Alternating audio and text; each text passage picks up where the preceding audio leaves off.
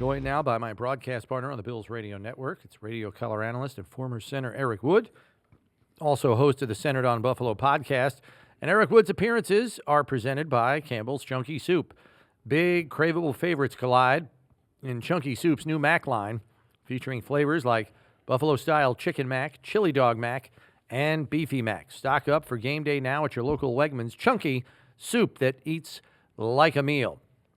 All right, Eric, so the Bills pull one out on the road, their first road playoff victory since January 17th, 1993. The AFC title game win over the Dolphins on the road. Josh was masterful, as we know.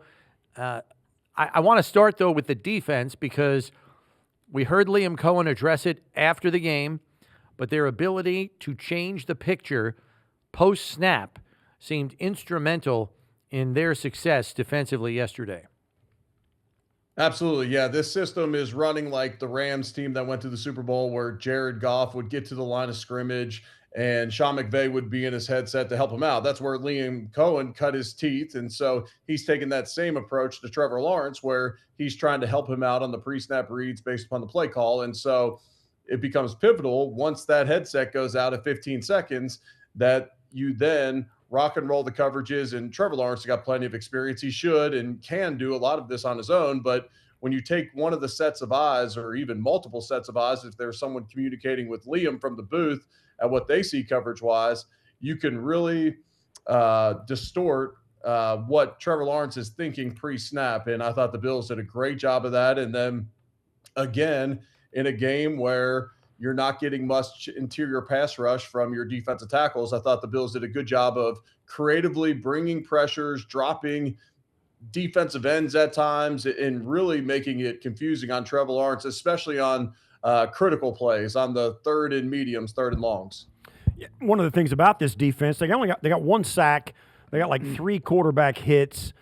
It doesn't seem like Trevor Lawrence was harassed back there, at least not like we've seen other quarterbacks done, but the back end of the Bills' defense really made it tough on him. Certainly rotating the defense after the snap was one thing, but covering guys up was really the tone of the day, following his eyes.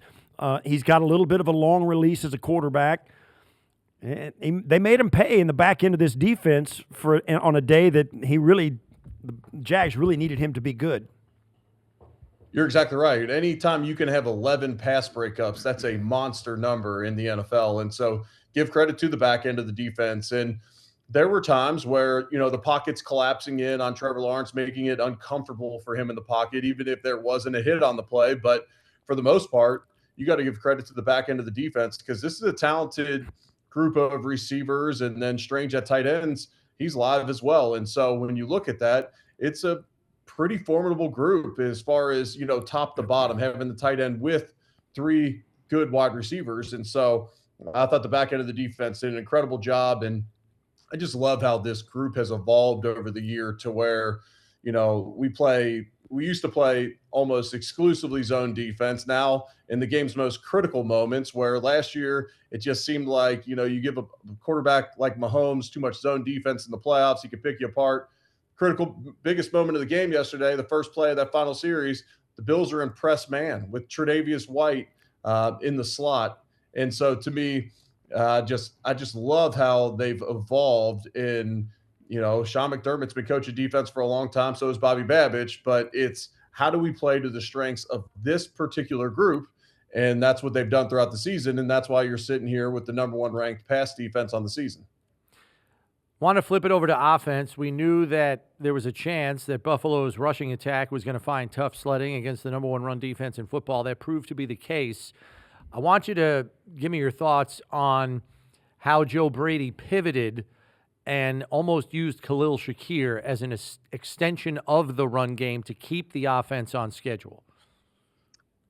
Yeah, Josh goes 12 for 12 throwing to Khalil Shakir, most of which was close to the line of scrimmage. A lot of what we've seen this year, Josh did have a completion over the middle to Shakir for a fairly big gain throughout the game. But for the most part, you're right. It was an extension of the run game, a stay on schedule type of throw. And give Jacksonville credit, Khalil Shakir had the second most yards after the catch in the NFL throughout the regular season. And for the most part, they did tackle him well. Now, we had a wide receiver screen that he hit a nice spin move on the outside to pick up a first down, and he had some other good plays out there as well. And then, I said it on the broadcast, Chris, is critical as we could all be, and Bills fans could be about all the bubble screens. The Kincaid touchdown along the left sideline does not happen without all of those bubble screens. And, the Bills at times will get a lighter box because of a trips alignment, knowing that the Bills can make you pay with those screens. And so, yes, the screens can get blown up and they can be frustrating at times. I get it. Even as a former player, when I was in a game and we'd call one of those and it doesn't work, at times you're saying, man, put some trust in us, drop back the pass, let's go make a play. But these offensive coordinators are in their position for a reason, and they know that similar to running the football consistently, those are body blows to then set up a knockout punch later. And give Jacksonville credit. I talked about how well they tackled on the perimeter against Shakir. Generally, the first one to the ball carrier on James Cook yesterday got him down, and we have not seen that a lot this season.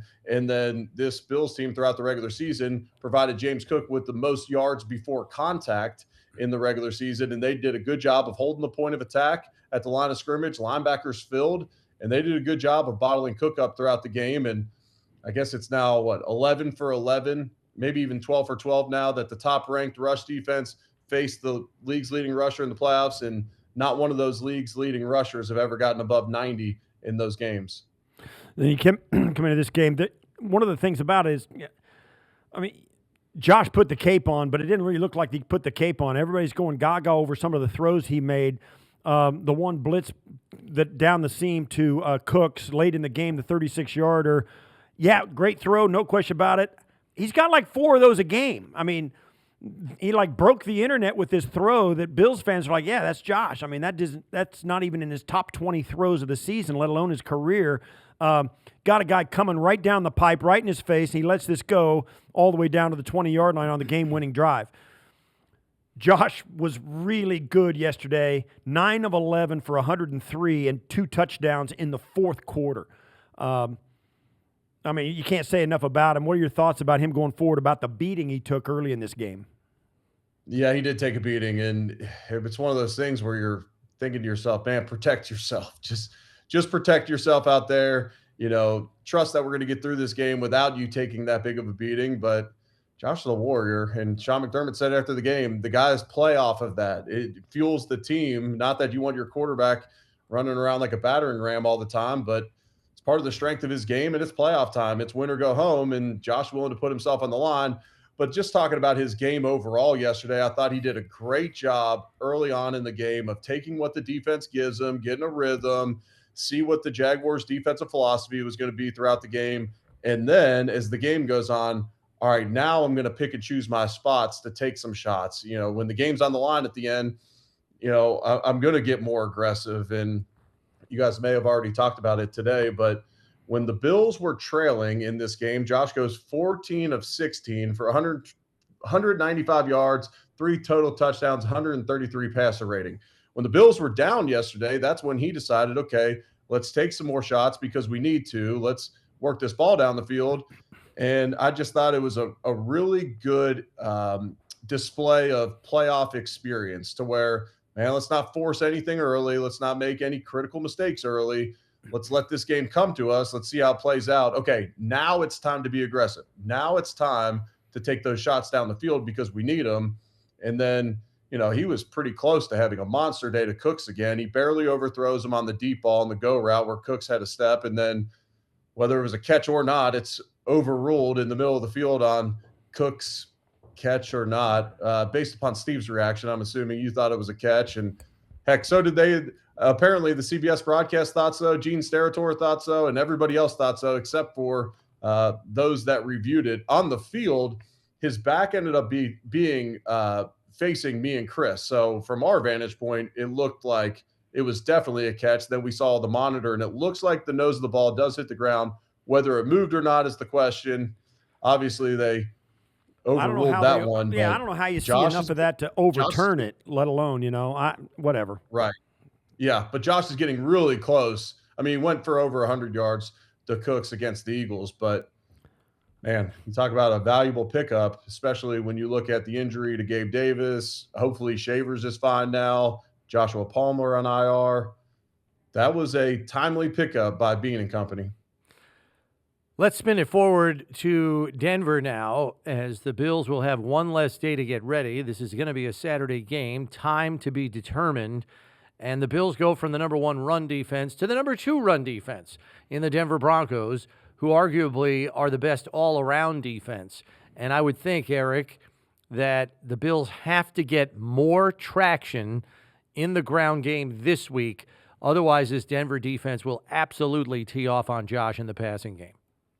You're right. Yeah, it's about establishing the run. It's staying on schedule. It's giving him some easy button throws, some quick shots, some max protection play action passes. I love their use of the 5 wide or the empty sets yesterday, which really can clear up looks and allow Josh to make quick decisions, makes you show your blitzes more when you spread out like that.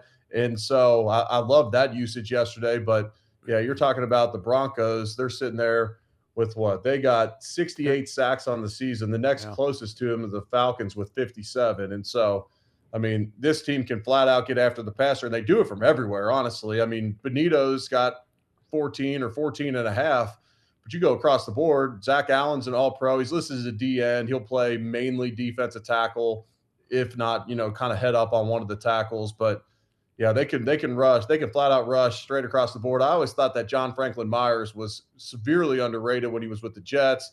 Goes over to the Broncos. He's making an impact there. And yeah, you do not want to get in obvious pass situations against this Denver team. And so it's, limit the penalties. It's find runs that are at least going to get you 3 to just stay on schedule, and then finding those easy throws where you can. And then, Riley Moss, opposite of Patrick Surtain, I mean, he gets targeted more than anyone in the league just based upon the fact that he's on the opposite side as Surtain, but that's a guy that you have to attack in coverage and hope he has a bad day. And, I mean, you got to play through contact with him too, because he gets a lot of penalties. Yeah, and I know McMillan, their nickel corner, has been targeted a lot too, and the Bills actually targeted him in last year's playoff matchup. They went after McMillan with Shakir and the tight end, so curious to see how that shakes out as well. Yeah, absolutely, and that's a great point. And you don't love the fact that the Bills don't have a number 1 bona fide big time wide receiver. Maybe it's Cooks now, based upon the production over the last 2 actual games that they played together. But who does Patrick Surtain guard in this one? We're not rolling out there with Diggs, who's going to command a market share of the passes. It's truly, you could spread it around. That's a luxury in this situation. Now you wish, there's times that, yeah, of course, would you love to have a Justin Jefferson? Sure, who wouldn't? But in a game like this, it allows you to kind of just attack certain matchups you like and not have to try to force it to a number 1 guy against their, AFC, or what was he, the NFL Defensive Player of the Year last year. Right. So you got this team. One of the things I saw yesterday the Bills did, the hard play action worked because the Bills, it was a close game. The run game could always be a factor. They didn't, they weren't down by 15 trying to come back. And they used Josh and Boots and got him out on the edge of the defense once in a while. Not a ton, but some. He had one short throw to Kincaid for a 4-yard gain instead of tucking it. Getting him outside the pocket may be a little bit more of a factor this week, just because of their propensity to send different guys. I mean, one of the reasons they got so many sacks is because they rush 5 guys and you don't know which 5 it's going to be, and it's hard to sort through that up front. Yeah, at times moving the pocket can help. Those play action rollouts, those are great, and those can help an offensive line and almost give you a playoff where you're just essentially outside zone blocking one way and the quarterback's going the other, where just mentally it gives you a break. It's almost like a handoff for a quarterback, or it's almost like just throwing a screen for a quarterback, where you just mentally, you don't have to grind through the entire process of a pre-snap with trying to figure out what they're doing and what kind of pass rush move is this, what's the situation, how deep's the drop, how much ground can I give. So it almost gives them a playoff in those situations. And then I think we learned our lesson down in Houston, where, because we even saw it yesterday against the Jags, where at times chips will be used. There's times where we might have Dawson Knox and a running back in the backfield to at least show that we have the ability to run a 7-man protection if you bring too much. And I would expect to see those types of tactics where, one of the tackles is getting chip help. Okay, well, then we can kind of slide the other way where everybody else that's not in a true one-on-one, they get a little bit of help there. Eric, thanks for the time. As always, we will catch up with you this weekend. Safe travels. I appreciate it. You guys have a great week. All right, that's Eric Wood joining us, Bills radio color analyst, as he does every week after Bills games.